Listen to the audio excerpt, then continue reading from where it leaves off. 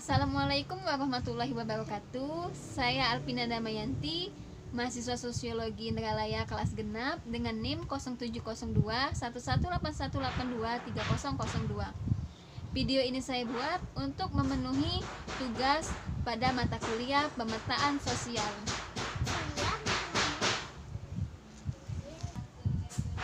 Pada kali ini saya akan menjelaskan mengenai keterlibatan masyarakat dalam pemetaan sosial.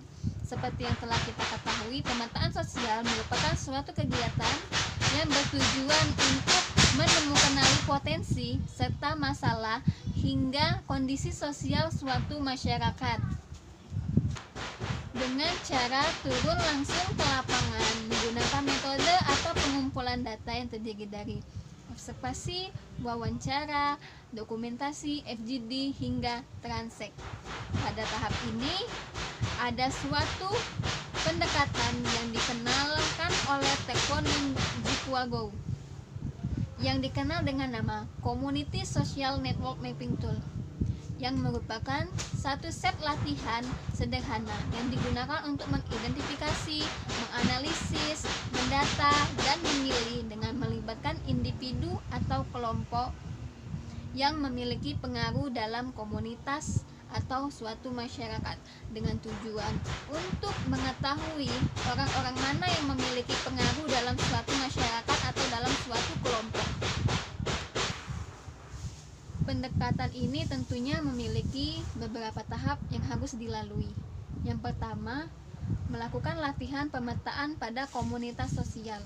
Ini bertujuan untuk mengetahui setidaknya 3 kelompok dan 5-10 orang yang memiliki pengaruh dalam suatu komunitas atau suatu masyarakat untuk terlibat dalam kegiatan proyek. Pada tahap ini terdapat beberapa serangkaian proses yang harus dilalui oleh peneliti. Yang pertama yaitu pengenalan kepada masyarakat. Pada pengenalan pada masyarakat ini juga ada beberapa tahapan yang harus dilalui atau dilakukan oleh peneliti. Yang pertama, peneliti memperkenalkan diri kepada aparat setempat, kemudian menjelaskan maksud dan tujuan dari strategi. Kemudian peneliti membicarakan tentang strategi untuk mobilitas pada masyarakat. Kemudian peneliti meminta izin kepada aparat setempat untuk bisa bertemu dengan perwakilan-perwakilan masyarakat untuk melakukan diskusi. Kemudian mengatur jadwal pertemuan dengan masyarakat untuk melakukan diskusi. Dan yang terakhir, pada saat diskusi, peneliti harus mencatat pertanyaan-pertanyaan dan informasi yang didapat dari hasil diskusi tersebut. Tahap berikutnya yang harus dilakukan peneliti dalam melakukan latihan pemetaan komunitas sosial ialah belajar tentang kelompok berpengaruh, mengidentifikasi uraian dan analisis kelompok desa. Pada tahap ini juga ada beberapa proses yang harus dilakukan oleh peneliti. Yang pertama, peneliti harus memperkenalkan diri dan proyeknya kepada masyarakat. Kemudian peneliti meminta kepada masyarakat atau peserta untuk membuat daftar aktif kelompok-kelompok yang ada, baik itu kelompok perempuan, laki-laki, dan kelompok campuran. Yang ketiga, peneliti harus mengatakan kepada para peserta atau masyarakat bahwa peneliti akan menggunakan grid atau tabel-tabel untuk menggambarkan dan membandingkan antar kelompok.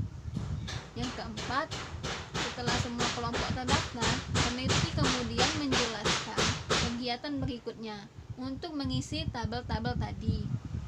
Setelah kegiatan tersebut dilakukan, maka tahapan terakhir yang harus dilakukan peneliti ialah jangan lupa untuk mengucapkan terima kasih kepada masyarakat atau peserta yang telah berpartisipasi. Selanjutnya, yang harus dilakukan peneliti dalam latihan komunitas pemetaan sosial ialah memahami dinamika masyarakat sosial dan orang yang berpengaruh dalam pemetaan.